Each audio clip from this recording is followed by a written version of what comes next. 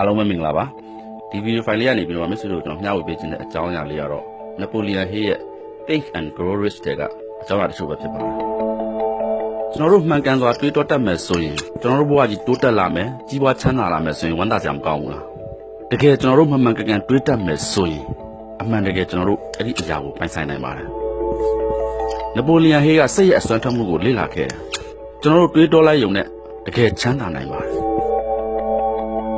ကျွန်တော်တို့ရဲ့စိတ်က infinity intelligent အဆုံးစားမဲ့စွမ်းအားလို့ခေါ်တဲ့စိတ်စွမ်းအားနဲ့တည်င်းအချက်လက်တွေကိုစုဆောင်းနိုင်ပါတယ်ဒါပေမဲ့အဲ့ဒီတည်င်းအချက်လက်တွေစုဆောင်းနိုင်ဖို့အတွက်ကျွန်တော်တို့မှာအရင်ဆုံး desire လို့ခေါ်တဲ့ဆန္ဒရှိဖို့လိုပါတယ်ကျွန်တော်တို့အရန်လိုချင်နေတဲ့ရည်မှန်းချက်ပန်းတိုင်မျိုးပေါ့အဲ့ဒီပန်းတိုင်ကိုရောက်ဖို့အတွက်ဆိုရင်အရာအလုံးကိုစွန့်စားရတဲ့ရည်မှန်းချက်ပန်းတိုင်မျိုးကိုခေါ်ပါတယ်ဘယ်သူဝေဖန်ဘယ်သူတာအဲ့ဒီပန်းတိုင်ကိုရောက်ရမယ်ဆိုတဲ့ဆန္ဒမျိုးကိုခေါ်ပါတယ်အဲ့ဒီပန်းတိုင်မျိုးကိုကျွန်တော်တို့ရပြီဆိုတာနဲ့ကျွန်တော်တို့ရဲ့မတိစိတ်က infinity intelligent အဆုံးစားမဲ့စွမ်းအားလို့ခေါ်တဲ့ဘ ഹു တုတတူလောင်ကန်းကနေတရင်ချက်လွတ်တွေကိုထုတ်ယူပြီးအဲ့ဒီအရာကိုပိုင်ဆိုင်နိုင်အောင်စတင်အလုပ်လုပ်ပါတယ် right ညီနောင်ကအဆုံးစားမဲ့စွမ်းအားကိုအသုံးပြုပြီးလေယာဉ်မြန်ကိုတီထွင်ခဲ့ကြတယ်အခုဆိုရင်လူတွေလေပေါ်မှာသွားလာနိုင်ကြပြီအဲ့ဒီတုန်းကတော့လူတွေကမဖြစ်နိုင်ဘူးဆိုပြီးသူတို့ကိုအယူတွေလို့ဝေဖန်ခဲ့ကြတယ် impossible လို့ခေါ်တဲ့မဖြစ်နိုင်ဘူးဆိုတာကသူတို့တွေအရင်ကမလုပ်ဖူးသေးတဲ့အရ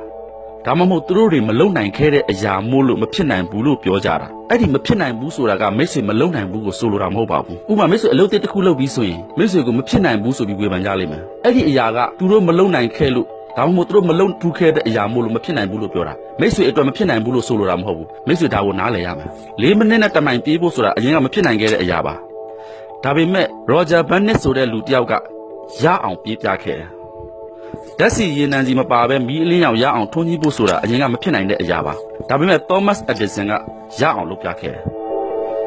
်သူတို့ရဲ့စိတ်ထဲမှာအဲ့ဒီအရာတွေကိုမဖြစ်နိုင်တဲ့အရာလို့မမြင်ပါဘူးရယူရမယ်ပန်းနိုင်လို့မြင်ပါတယ်ဖြစ်ကိုဖြစ်ရမယ်ဆိုတဲ့ဆန္ဒတစ်ခုပေါ့ဒါကြောင့်မိတ်ဆွေအလုပ်တစ်ခုလုပ်ပြီးဆိုရင်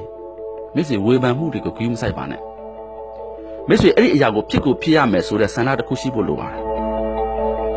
ဆန္ဒကပြင်းထန်လွန်းရင်အကျဉ်း1000ဆန်းသက်ပြီးရှုံးနေခဲ့တာတောင်အဲ့ဒီစင်ဆိုတဲ့လူကလုံးဝလက်မလျှော့ခဲ့ပါဘူးဖြစ်အောင်လုပ်ဖို့နီလန်းရှာကြံနေတော့မယ်အဲ့ဒီဆန္ဒကဘယ်ကလာလဲဆိုရင်သမိုင်းမှာရှိခဲ့တဲ့သူရဲကောင်းတယောက်စီကလာတာဟင်းမနစ်ရဲ့စစ်တပ်ကတိုက်ပွဲတစ်ခုမှာရန်သူနယ်ထဲရောက်တော့သူစီးလာတဲ့တင်မောတွေကိုမီးရှို့ဖျက်ဆီးဖို့သူ့တွေကိုမိတ်ပေးခဲ့တယ်အဲ့ဒီမီးလောင်နေတဲ့တင်မောကိုမင်းတို့တွေ့လားငါတို့တွေနောက်တောင်ပြန်နေလို့လုံးဝမရတော့ငါတို့နိုင်ရင်နိုင်မနိုင်ရင်ငါတို့တေးမယ်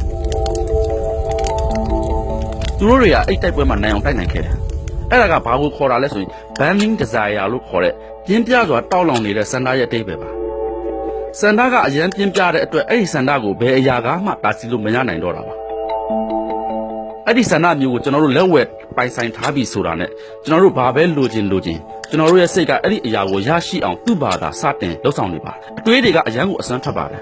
မိတ်ဆွေရဲ့ဘဝကောင်းခြင်းဆိုးခြင်းကိုအဲ့ဒီအတွေးတွေကပဲဆုံးဖြတ်ပေးသွားတာပါကျွန်တော်ပြောတာကိုမိတ်ဆွေသဘောပေါက်လားမသိဘူးတွေးလေးတွေတစ်ခုချင်းစီကိုအယုတ်ဆက်တဲ့စက္ကူတုံးလေးအဖြစ်မိတ်ဆွေတွေးကြည့်လိုက်ပါကျွန်တော်တို့လိုချင်တဲ့အရာကိုအမြဲမပြတ်တွေးတောနေရင်ကျွန်တော်တို့ရဲ့စိတ်ကကျွန်တော်တို့တွေးကြုံခဲ့ရသမျှတွေကိုအလိုအလျောက်ဆက်ပေးသွားပါတယ်ဒီနေ့ကကန်ဆိုးတဲ့နေ့တစ်နေ့လို့မိတ်ဆွေယုံကြည်နေရင်နည်းနည်းလေးအဆင်မပြေတဲ့ကိစ္စလေးတွေ့တိုင်းကိုကန်ဆိုးမှုတစ်ခုအဖြစ်နဲ့မိတ်ဆွေရဲ့စိတ်ထဲမှာတောက်လျှောက်ဆက်ပေးနေလိမ့်မယ်ကျွန်တော်တို့ကားမောင်းနေရင်နေ့စဉ်ကြုံတွေ့နေရတဲ့မိပိုင်ကိစ္စလေးနဲ့ဥပမာပေးကြည့်မယ်ကျွန်တော်တို့ကဒီနေ့ကိုကံကောင်းတဲ့နေ့တစ်နေ့အဖြစ်ယူဆထားရင်မီးစိမ်းနဲ့တွေ့တိုင်းဒီနေ့ကံကောင်းလို့မီးစိမ်းနဲ့တိုးတာလို့မှတ်ယူနေလိမ့်မယ်မီးနီနဲ့တိုးပြန်တော့လဲကော်ဖီတောက်ဖို့အခွင့်အရေးရတာပေါ့လို့တွေးနေလိမ့်မယ်ကျွန်တော်ဆိုလိုချင်တာကအရာဝတ္ထုတွေဖြစ်ပျက်နေတာဟာကဘာကြီးဘယ်လိုလဲပတ်နေတယ်ဆိုတာနဲ့မဆိုင်ပါဘူးကျွန်တော်တို့ဘယ်လိုအခြေအနေနဲ့တွေ့ကြုံရအဲ့ဒီအခြေအနေတွေကိုကျွန်တော်တို့ဘယ်လိုအတိတ်ပဲဖွင့်ပြီးတုံ့ပြန်နေတယ်ဆိုတာနဲ့ပဲသက်ဆိုင်ပါတယ်တကယ်တော့ယုံကြည်မှုကမိတ်ဆွေတို့တွေးနေတာထက်ပိုပြီးအစွမ်းထက်ပါတယ်အဲ့ဒီယုံကြည်မှုနဲ့ကျွန်တော်တို့ပိုင်ဆိုင်ခြင်းတဲ့အရာကိုအမှန်တကယ်ပိုင်ဆိုင်နိုင်ပါတယ်ကျွန်တော်တို့ကပတ်စံရှာဖို့စိတ်အားထက်သန်နေရင်ကြုံတွေ့လာရတဲ့အရာတိုင်းကငွေရှာဖို့အတွက်အထောက်ပံ့ဖြစ်ပြောင်းလဲပေးသွားပါတယ်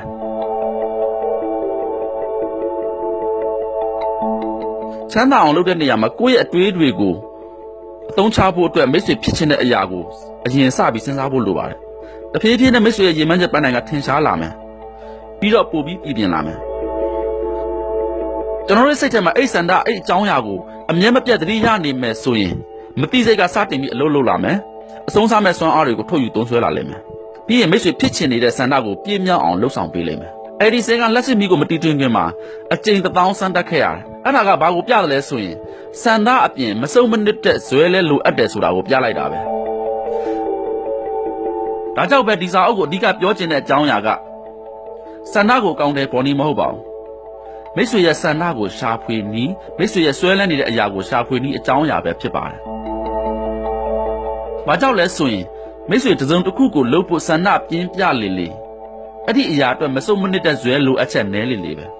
။ရက်စစ်မီဒီတီထွင်ဖို့အဒီဆင်အကျဉ်1000တိတိရှုံးနှိပ်ခဲ့တာတောင်သူဘာကြောင့်လက်မလျှော့ခဲ့တာလဲသူ့ရဲ့ဇွဲကြီးလို့မဟုတ်ပါဘူး။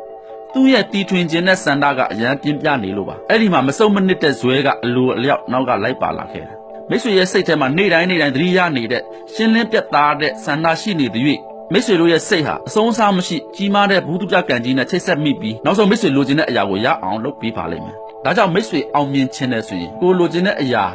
ကိုဖြစ်ချင်တဲ့ပန်းတိုင်ရောက်ကိုရောက်ရမယ်လို့ယုံကြည်ထားဖို့လိုပါတယ် burning desire လို့ခေါ်တဲ့ပြင်းပြတဲ့ဆန္ဒရှိဖို့လိုပါတယ်ဘယ်သူဝေဖန်ဘယ်သူရဲ့စကားလုံးမှကိမဆိုင်ပါနဲ့ဒါတွေကတော့နပိုလီယန်ဟေးရဲ့ Think and Grow Rich မှန်ကန်စွာတွေးတောပြီးဘဝတိုးတက်ကြီးပွားအောင်လှုပ်ဆောင်နည်းပဲဖြစ်ပါတယ်မိတ်ဆွေတို့လည်းစိတ်ဝင်စားကြလိမ့်မယ်လို့ထင်ပါတယ်အားလုံးပဲမှန်ကန်တွေးတောတတ်ကြပြီးကိုယ့်ရဲ့ဆန္ဒကိုအကောင့်ထဲပေါ်နိုင်တဲ့သူတွေဖြစ်ကြပါစေအားလုံးပဲကြီးပွားတိုးတက်ကြပြီးမိသားစုမိမိပတ်ဝန်းကျင်အတွက်ကောင်းမွန်တဲ့အရာတွေပေးနိုင်တဲ့သူဖြစ်ကြပါစေအားလုံးကိုကျေးဇူးတင်ပါတယ်